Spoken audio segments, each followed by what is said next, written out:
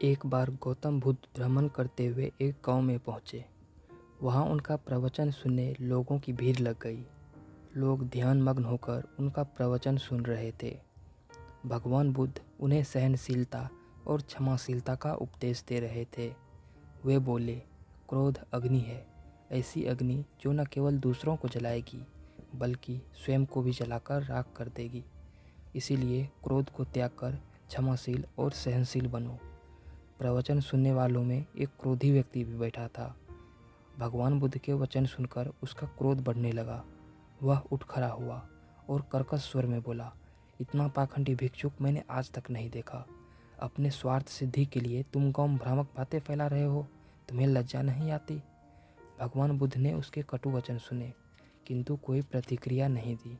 वे उतने ही शांतचित्त दिखाई दे रहे थे जितने पहले थे।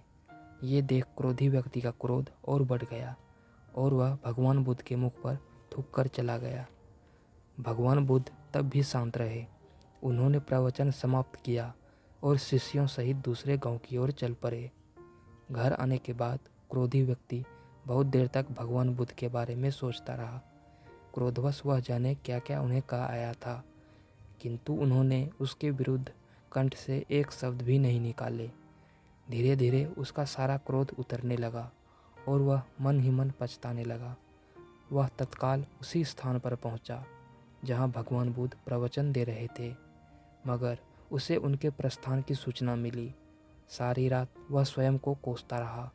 अगले दिन गांव वालों से पूछकर वह भागा भागा पड़ोसी गांव में पहुंचा जहां भगवान प्रवचन दे रहे थे।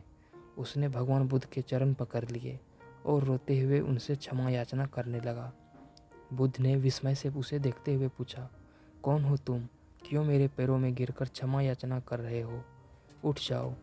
उस व्यक्ति को भगवान बुद्ध के मुख पर परिचय के कोई भाव दिखाई न पड़े। वह बोला, गुरुवर, आपने मुझको पहचाना नहीं। मैं वही व्यक्ति हूँ जिसने कल आपके साथ दुर्व्यवहार किया था। मैं आपसे क्षमा मांगने आया हूँ गुरुवर। भगवान बुद्ध ने शांति भाव से कहा, बंधु, जिस कल की तुम बात कर रहे हो वो बीत चुका है। मैं उस कल की सारी घटनाएं और बातें छोड़कर आगे बढ़ चुका हूँ। अब मैं वर्तमान में हूँ। तुम क्यों उस कल में ठहरे हुए हो? तुमने कल जो किया उसका पश्चाताप कर चुके हो। तुम्हारा हृदय शुद्ध हो चुका है। अब उन बातों को वही छोड़कर वर्तमान में आ जाओ और अच्छे कर्म करते हुए अपना वर्तमान सुधारो। क्यों बीती हुई बातें स्मरण करके अपना वर्तमान नष्ट करते हो? भगवान बुद्ध की बातें सुनकर उस व्यक्ति के नेत्रों से अश्रुधारा बहने लगी। उनको नमन करते हुए बोला, गुरुवर, अब मैं क्रोध को त्याग कर प्रेम और करुणा का जीवन में समावेश करूंगा।